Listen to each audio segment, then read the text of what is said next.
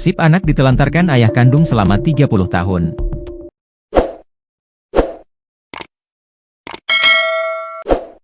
Kini ia melaporkan ayah kandungnya tersebut ke pihak kepolisian. Pelapor bahkan menuntut ganti rugi sebesar 10 miliar rupiah.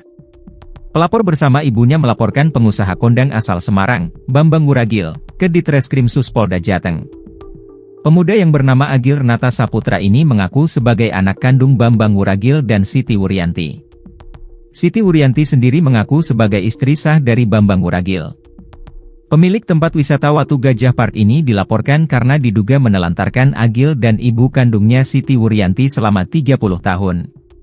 Kepada awak media, Siti menunjukkan buku nikahnya bersama Bambang Wuragil di Kawapatebon Kendal. Siti juga menunjukkan bukti pernikahannya terlegalisir Kawapatebon Kendal. Adapun perkenalan dengan Bambang Wuragil, Siti Wuryanti mengaku terjadi pada 1992. Hubungannya semakin dekat dan akhirnya menikah pada 19 Juli 1994. Pernikahan itu tercatat di Kawapatebon Kendal. Sebelum menikah saya menanyakan apakah sudah menikah atau sudah mempunyai anak.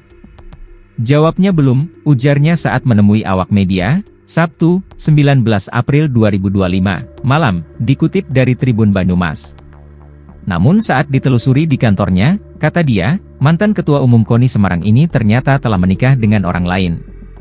Dia menemukan berkas pernikahan di kantor Bambang Wuragil dengan wanita lain pada 1993. Saya waktu itu marah setelah mengetahui hal itu.